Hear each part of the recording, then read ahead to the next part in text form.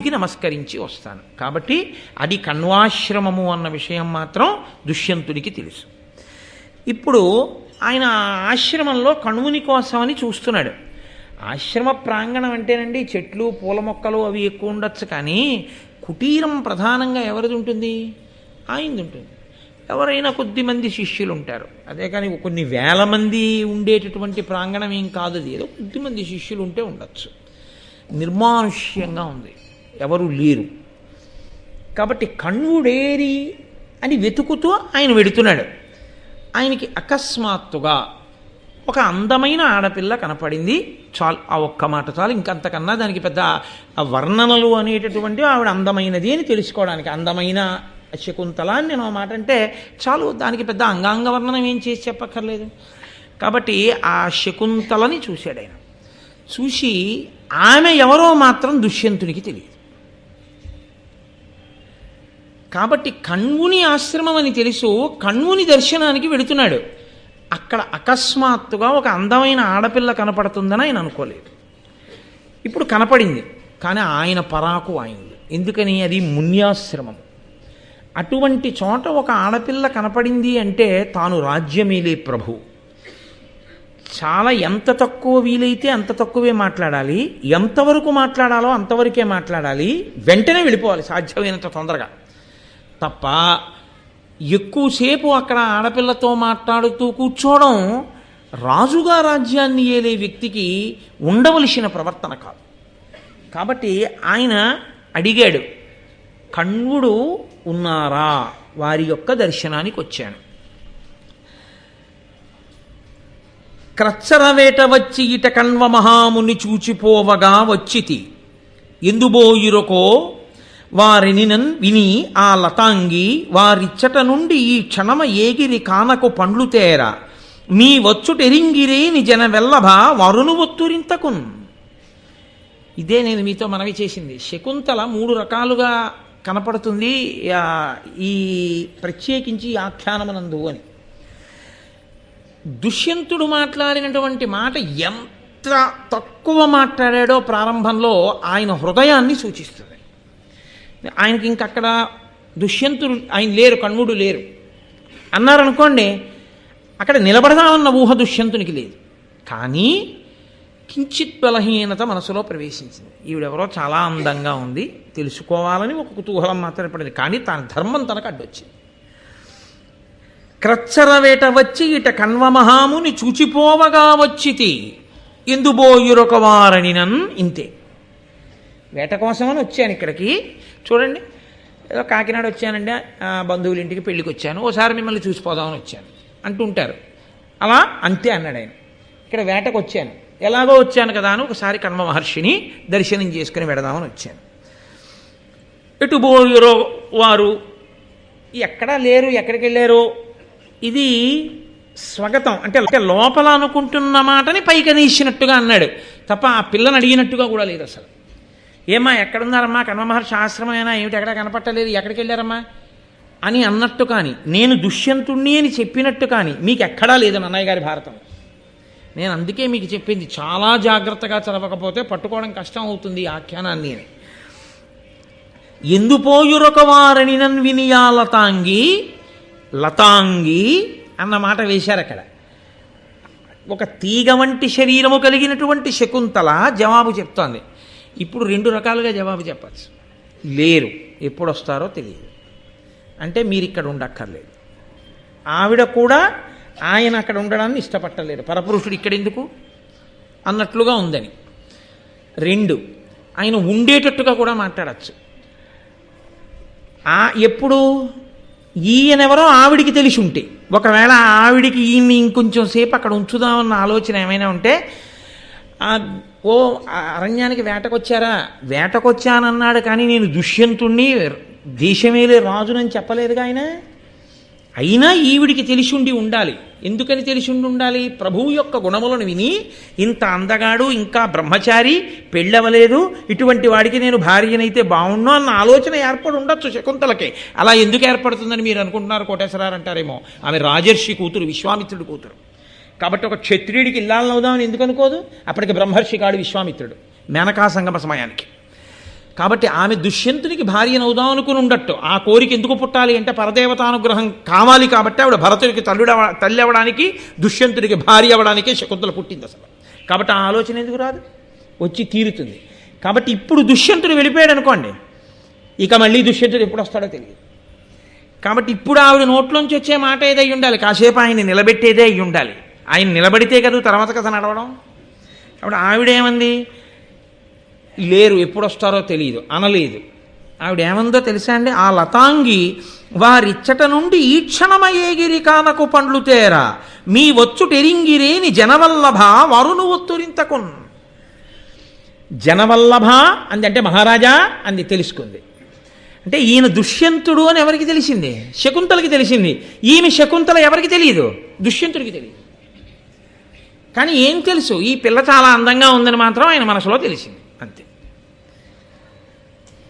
ఇది నన్నయ్య గారు పైకి చెప్పకుండా దాచి మాట్లాడేటటువంటి అద్భుతమైన కవితారీతి. ఇది మీరు బాగా ధ్యానంతో పద్యాల్ని చదివితేనే ఆంతరముగా మీకు నాటకీయ సన్నివేశం మీ కన్నుల ముందు గోచరిస్తుంది. ఎవరు ఎవరి దగ్గరికి వచ్చారు, ఒక్క మాట మాట్లాడారు, ఎవరు ఎవరిని నిలబెట్టేటట్టు మాట్లాడుతున్నారో అర్థమవుతుంది. ఇప్పుడు ఆవిడేమంది, ఇప్పుడే వెళ్ళారు. ఇప్పుడే వెళ్ళారంటే వెంటనే వస్తారా? రారు. ఎక్కడికి వెళ్ళారు? అడవిలోకి పళ్ళు తేవడానికి వెళ్ళారు. అడవిలోకి పళ్ళు తేవడానికి వెళ్ళినవాడు పక్కింట్లోకి వెళ్ళి దర్భ తెచ్చుకోవడానికి వెళ్ళినవాడు కాడు. కాబట్టి అడవిలోకి వెళ్ళాడంటే ఎంత దూరం పెడతాడో, ఎప్పటికా పళ్ళు సమీకరిస్తాడో, ఎప్పుడు తిరిగి వస్తాడో ఏం తెలుసు. కాబట్టి ఇప్పుడు దుష్యంతుడు అయితే సరే అని వెళ్ళిపోవచ్చు కబుక్కుని. ఆవిడ వెంటనే ఏమందో తెలుసా అండి, అలా వెళ్ళిపోకుండా నిలబడేటట్టుగా చేయడానికి ఒక మాట ప్రయోగించింది. నీ వచ్చుటెరింగిరేని జనవల్లభ వరును ఒత్తురింతకున్. మీరు వచ్చారని తెలిస్తే ఆయన వస్తారండో అయింది. అంటే ఇప్పుడు నేను వచ్చానని తెలిస్తే ఆయన వస్తారంటే అమ్మ ఇప్పుడు మరి నేను వచ్చానని ఎలా తెలుస్తుంది అని ఒక గడియ మళ్ళీ ఆలోచించడానికి నిలబడే స్థితి వచ్చిందా లేదా? ఆ వచ్చినవాడు దుష్యంతుడిని శకుంతలకి తెలుసు. జనవల్లభ అని మాటేశాను. నేను మీతో మనవి చేశాను, అది పెద్ద విశేషం కాదు. ఎందుకని అంటే మున్యాశ్రమములలో ధర్మం గురించి మాట్లాడుకుంటారు.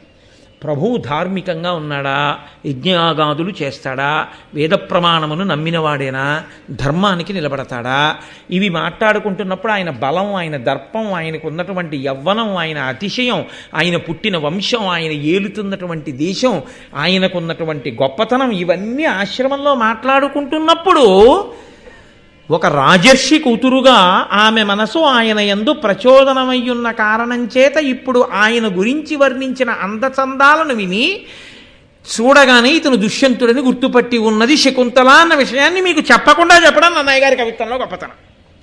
కాబట్టి ఇప్పుడు వెళ్ళిపోకూడదు దుష్యంతుడు. అంటే దుష్యంతుడిని నిలబెట్టి మాట్లాడాలన్న కోరిక ముందే ఎవరికి పుట్టింది? శకుంతలకు. మీరు వచ్చారని తెలిస్తే ఆయన వస్తారండో అయింది. అంటే ఇప్పుడు నేను వచ్చానని తెలిస్తే ఆయన వస్తారంటే అమ్మ ఇప్పుడు మరి నేను వచ్చానని ఎలా తెలుస్తుంది అని ఒక గడియ మళ్ళీ ఆలోచించడానికి నిలబడే స్థితి వచ్చిందా లేదా? ఆ వచ్చినవాడు దుష్యంతుడిని శకుంతలకి తెలుసు. జనవల్లభ అని మాటేశాను. నేను మీతో మనవి చేశాను, అది పెద్ద విశేషం కాదు. ఎందుకని అంటే మున్యాశ్రమములలో ధర్మం గురించి మాట్లాడుకుంటారు.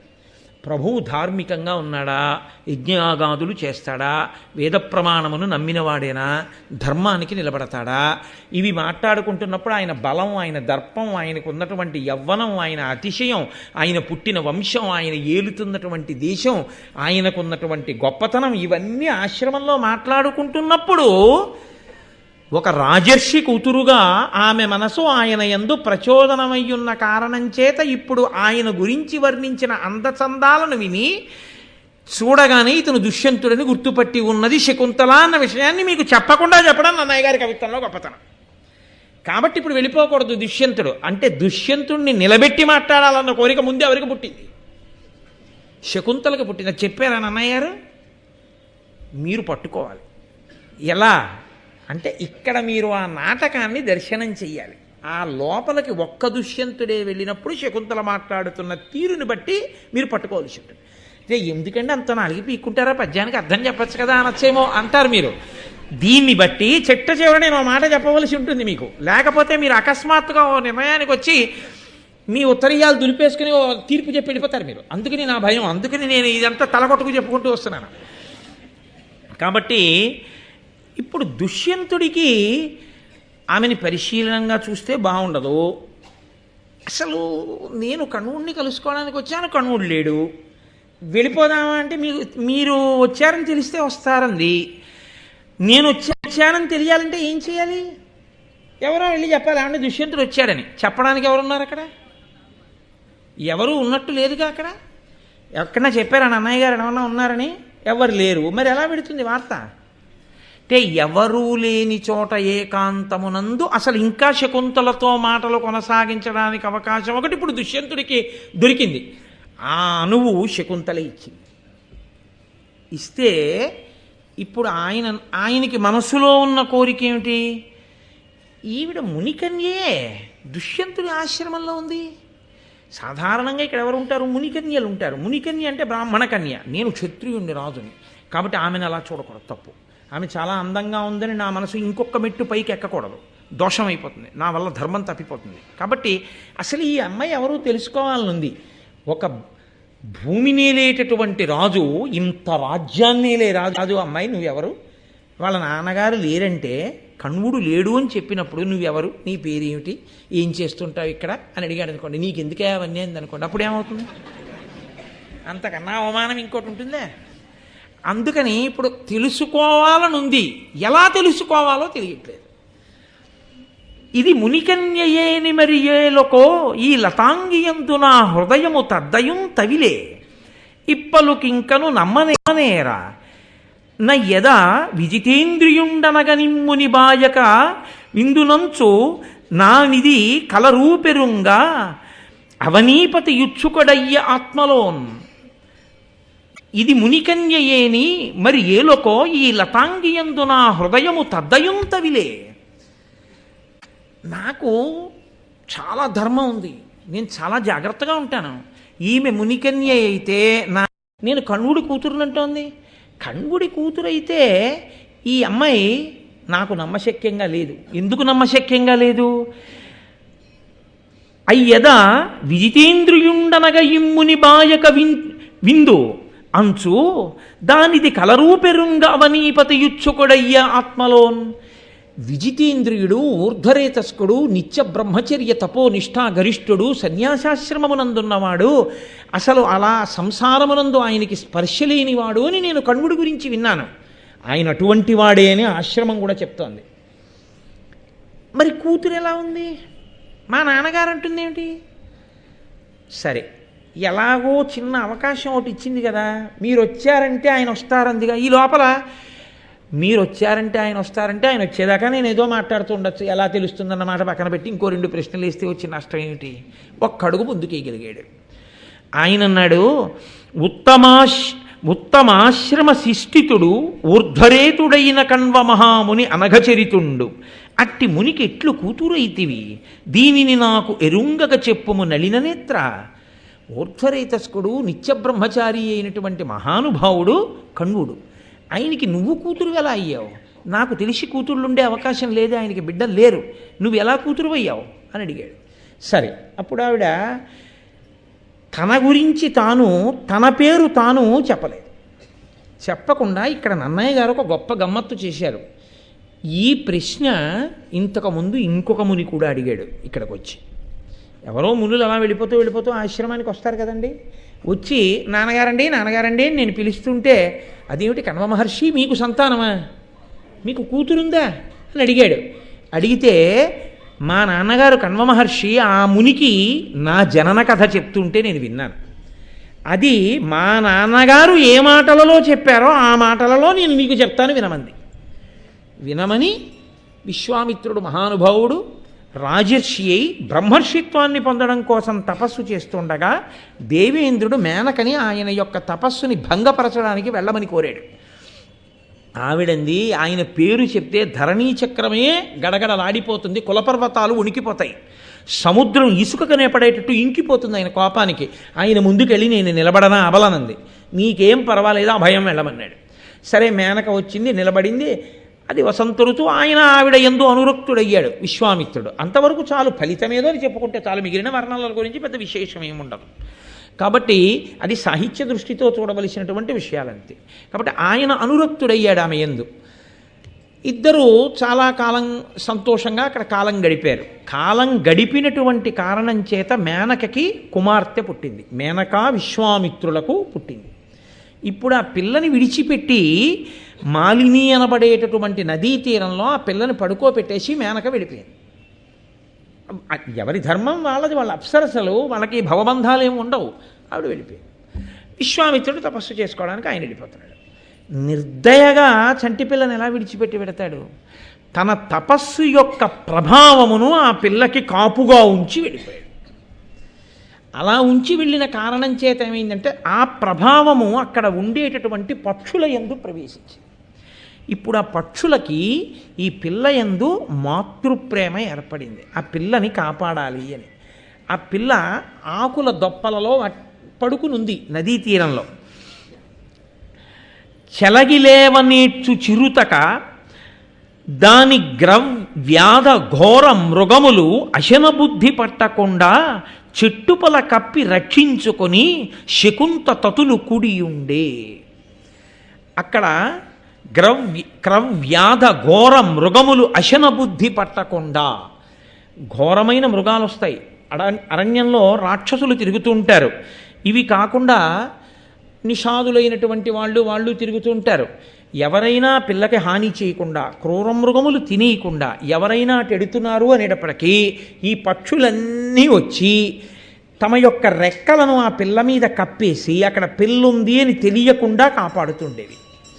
అలా పిల్లని కాపాడుతుండడంలో ఆ పిల్ల ఎవరైనా వస్తే చాలా రెక్కలు కప్పేవి. వాటి పిల్లలకి ఎలా తెచ్చి ఆహారం పెడతాయో అలా ఆహారం తెచ్చి నోట్లో పెడుతుండేవి. ఈ పిల్ల అలా పెరిగి పెద్దదవుతోంది.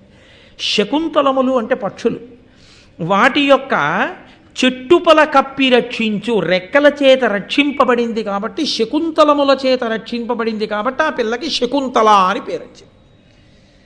పుట్టి తల్లిదండ్రుల చేత రక్షింపబడింది కాదు, పక్షుల రెక్కల చేత రక్షింపబడింది కాబట్టి శకుంతల. ఇప్పుడు ఒకనాడు కణ్వ మహర్షి అలా వెడుతున్నాడు. కణ్వ మహర్షి అంటే సమస్త భూతములకు తెలుసు ఆయన గొప్పతనం ఏమిటో, కాబట్టి కదా అంత ప్రశాంతంగా ఉన్నాయి. ఈయన వస్తున్నప్పుడు మనం కప్పి దాచడం ఎందుకు, అపకారం చేసేవాడు కాదు కాబట్టి పక్షులు రెక్కలు ఆచ్ఛాదించలేదు. ఇప్పుడు కణ్వ మహర్షి ఆ పిల్లని చూశారు. ఆయన కరుణామయుడు, అపారమైన భూతదయ కలిగిన వాడంతటా బ్రహ్మమును చూసేవాడు. అయ్యో ఆడపిల్ల పసిగుడ్డు ఇక్కడ ఉండిపోయింది. బహుశా ఒక్కసారి దివ్య దృష్టితో చూసుంటాడు. విశ్వామిత్రుడి తేజస్సు, కారణజన్మురాలు, ఈమెని పరదేవత ఒక ప్రత్యేక కారణానికి పుట్టించి ఉంటుంది అని తెలుసుకోలేనంత అమాయకుడు కాడుగా కణ్వుడు. కాబట్టి ఇప్పుడు ఆ పిల్లని ఎత్తుకుని ఆశ్రమానికి తీసుకెళ్ళాడు. ఆ పిల్లని పెంచి పెద్ద చేస్తున్నాడు. పిల్లని పెంచి పెద్ద చేసినటువంటి కారణం చేత ఆ పిల్లకి తెలిసిన్నవాడు ఆయన ఒక్కడే. అందుకని ఆ పిల్ల ఆయన్ని నాన్నగారండి నాన్నగారండి నాన్నగారండి అంటుండేది. ఆయన కూడా కూతుర్ని పెంచి పెద్ద చేసినట్టే పరమ ప్రేమతో ఆ పిల్లని పెంచి పెద్ద చేశాడు. అదయ్యా నా కథ. అందుకని నేను విశ్వామిత్రుని యొక్క కూతుర్ని, రాజర్షి విశ్వామిత్రుడి కూతుర్ని. బ్రహ్మర్షి విశ్వామిత్రుడు కాడప్పటికి. బ్రహ్మర్షి విశ్వామిత్రుడైతే ఇహ కూతుళ్ళు కొడుకులు అవకాశాలు ఏముండవు. కాబట్టి రాజర్షి విశ్వామిత్రుడు కొడుకునంటే క్షత్రియ సంబంధం ఉంది అప్పటికి, ఇంకా బ్రాహ్మణ్యమును పొందినవాడు కాడు. కాబట్టి నేను నీకు ఇల్లాలినవడానికి తగిన దాననే అన్న మాటని దుష్యంతుడికి ఉప్పందించింది ఎవరు? శకుంతలే. తన జనన కథని చెప్తున్న తీరులో ఆయన అడిగేటట్టు ఉత్సుకత కల్పించి, నేను క్షత్రియుల కడుపున పుట్టినదాన్ను సుమా, కాబట్టి నీకు ఇల్లాలిని కావచ్చు అన్నట్టుగా ఉప్పందించింది. ఇప్పుడు వెంటనే ఆయన అనుకున్నాడు, పరమ సంతోషం, ఇందుకు కదూ నా మనసు లగ్నమైంది. ఈమె బ్రాహ్మణ కన్య కాదు, ఈమె క్షత్రియ కన్య, కాబట్టి యోగ్యురాలు, నేను పెళ్లి చేసుకోవచ్చు. ఇప్పుడు ఆయనకి 2 ధైర్యాలు వచ్చాయి. ఒకటి, ఈ పిల్లని పెళ్లి చేసుకోవచ్చు. 2, ఈ పిల్ల కూడా నా యందు అనురక్త, లేకపోతే ఇన్ని విషయాలు నాతో ఎందుకు మాట్లాడుతుంది? మా నాన్నగారు లేరని ఎప్పుడో తలిపేసేసాను. ఇన్ని మాట్లాడుతోంది అంటే పైగా అర్ఘ్యపాద్యాదులనిచ్చింది. అర్ఘ్యపాద్యాదులు ఇచ్చింది, సేవించింది. మాట మాట్లాడి పంపించవలసినటువంటి చోట ఇన్ని పూజలు అందించవలసిన అవసరమే ఉంది. ఏదో ప్రీతి మనసులో లేకపోతే ఆయన మీద, ఆయన గురించి వినో, ఆయన గురించి గౌరవం మీదో మొత్తం మీద ప్రీతి ఉంది. అది గౌరవంతోనూ ఉండొచ్చు, వేరొక భావన చేత ఉండొచ్చు. శకుంతలకున్నది మాత్రం ఆ భావనే. ఆయనకి భార్య కావాలని ఆవిడికి కోరిక ఉంది. అది చెప్పారా నన్నయ్య గారి కథలో? చెప్పక్కర్లేదు, చెప్పకుండా చెప్తున్నారు. అదే మహాకవుల యొక్క రచనా వైచిత్ర్యం. మాటలు బట్టి చెప్పట్లా, దేవయాని నిన్న మాటలు మాట్లాడిన తీరుని బట్టి ఆవిడ మనసు మీకు తెలియలా? ఇది అంతే. కాబట్టి ఇప్పుడు దుష్యంతుడు వెంటనే చొరవ తీసుకుని అన్నాడు, ఈ మునిపల్లె నుండుటిది ఏల కరంబనురాగమప్పగా భామిని, నాకు భార్యవయి భాసురలీల అశేష రాజ్య లక్ష్మీ మహనీయ సౌఖ్యముల మేలుగనందు అనిందితేందు పాదామల తుంగ హర్మ్యముల హారి హిరణ్మయ కుటిమంబులన్. ఏమిటి నీకు ఈ పర్ణశాలలు ఏమిటి, ఈ అరణ్యం ఏమిటి, ఈ చెట్లు ఏమిటి, ఈ యజ్ఞవేదికలు ఏమిటి, ఈ తపస్సు ఏమిటి, ఎందుకు ఇవన్నీ నీకు? ఇవి నీకు యోగ్యం కాదు. నా చెయ్యందుకో పనిగ్రహణం చెయ్యి. నాకు పత్నివై అశేషమైనటువంటి నా రాజ్యాన్ని పరిపాలించేటటువంటి రాజునైన నాకు ఇల్లాలివై మహారాజ్ఞివిక అయి మలినము తగలనటువంటి బంగారముతో నిర్మింపబడినటువంటి గొప్ప గొప్ప మందిరములలో సంతోషంగా కాలం గడుపు అని ఆయనే ఒక ప్రతిపాదన చేశాడు. రాజులకు, క్షత్రియులకు అనేకమైన పద్ధతులు ఉన్నాయి వివాహం చేసుకోవడానికి. నేను నిన్ను గాంధర్వ విధిని వివాహం ఆడతాను, నీకు అభ్యంతరమా అన్నాడు. అంటే ఆవిడంది, నీవు గాంధర్వ విధిని వివాహం చేసుకోవడం ఎందుకు? కాసేపట్లో మా నాన్నగారు వస్తారు, మా నాన్నగారికి చెప్పి మా నాన్నగారు సంతోషంగా కన్యాదానం చేస్తారు, చేసినప్పుడు నన్ను ఇల్లాలని చేసుకో అంది. అంటే ఆయన అన్నాడు, ఒకసారి చొరవ ఇచ్చింది కదండి, ఎక్కువ మాట్లాడే అవకాశం ఇచ్చిందిగా, కాబట్టి ఆయన త్వర ఆయనది. ఆయన అన్నాడు, అలా ఉండవలసిన అవసరం ఏం లేదు. ఎందుకని కణువుడు వచ్చాడు అనుకోండి, ముహూర్తాలు అవి చూస్తాడు, అది ఎప్పుడైనా పెట్టచ్చు ముహూర్తం అన్నది. గాంధర్వ విధిని వివాహం చేసుకోవచ్చు, ఇప్పుడే నిన్ను నా భార్యని చేసుకోవాలనుకుంటున్నాను. కాబట్టి గాంధర్వ విధి అన్న మాటలో రహస్యం ఏమిటో తెలుసా? దానికి వైదిక ప్రక్రియ ఏమీ ఉండదు. దానికి ఓ ముహూర్త నిర్ణయం చేయడం కానీ, ఓ అగ్నిహోత్రాన్ని వ్రేల్చడం కానీ, దానికి ఒక మంత్రం కానీ, ఓ కల్పం కానీ ఏమీ ఉండవు. ఓ బంధువులు రావడం కానీ, ఓ తల్లిదండ్రులు ఉండడం కానీ, ఓ తెరచాప పట్టుకోవడం కానీ ఏమీ ఉండవు.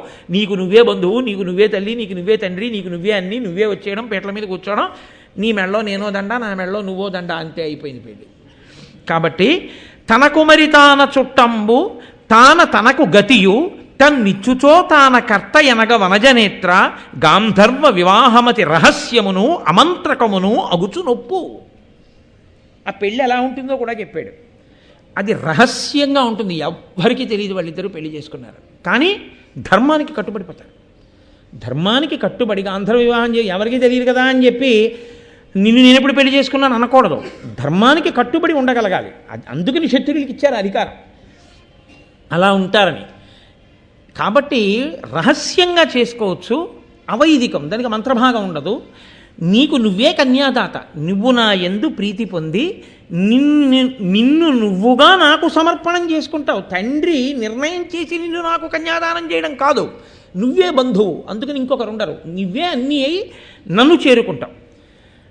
ఆవిడ ఒక గొప్ప కోరిక ఒకటి కోరింది. అలాగే క్షత్రియులకి ధర్మం అంటున్నావుగా, నేను నీకు పత్నిని కావడానికి గాంధర్వ విధిని వివాహం చేసుకుంటానంటున్నావుగా, అలాగే చేసుకుందాం గాంధర్వ విధిని వివాహం. కానీ నరనుత నీ ప్రసాదమున నాకు దయించిన నందనున్మహీగురుతర యవ్వరాజ్యమునకుందయతోనభిషిక్తు చేయగా వరము ప్రసన్న బుద్ధి అనవద్యముగా దయచేయు నిమ్మితో నిరుపమ కీర్తి ఇట్లయిన నీకును నాకును సంగమంబవున్. ఇప్పుడు వివాహం అయిపోయిన తరువాత నీ అనుగ్రహం వల్ల నాకు పుట్టేటటువంటి కుమారుడు ఎవరుంటాడో ఆ కుమారుడికి యవ్వరాజ్య పట్టాభిషేకం చేస్తానని నువ్వు నాకు మాట ఇస్తే నేను నిన్ను గాంధర్వ విధిని వివాహం చేసుకుంటాను. తప్పకుండా నువ్వే మహారాజ్ఞివి, నా పత్నివి, కాబట్టి నిన్ను నేను మహారాజ్ఞిగా పత్నిగా స్వీకరించి నీ యందు కలిగినటువంటి కుమారుడికి యవ్వరాజ్య పట్టాభిషేకం చేస్తాను. ఇద్దరూ గాంధర్వ విధిని వివాహం చేసుకున్నారు.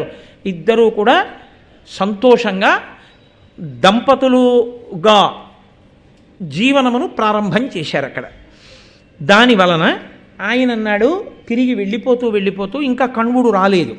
ఆయన వెళ్ళిపోతూ అన్నాడు, నేను వెళ్ళి కణ్వ మహర్షికి ఈ విషయం తెలిసి నిన్ను పంపించేటట్టుగా అత్యంత మర్యాదాపురస్సరంగా మంత్రుల్ని పంపిస్తాను. ఆ మంత్రులు వచ్చి కణ్వుడికి నమస్కరించి జరిగిన విషయం చెప్పి నిన్ను తీసుకుని రాజ్యానికి తీసుకొస్తారు. కాబట్టి నీవు ఇక్కడ ఉండు, నేను బయలుదేరుతున్నాను, గౌరవంగా తీసుకెళ్ళడం మర్యాద, అందుకని నేను వెళుతున్నానన్నాడు. వెళ్ళి మంత్రులతో కలిశాడు, తన రాజ్యానికి తాను వెళ్ళిపోయాడు.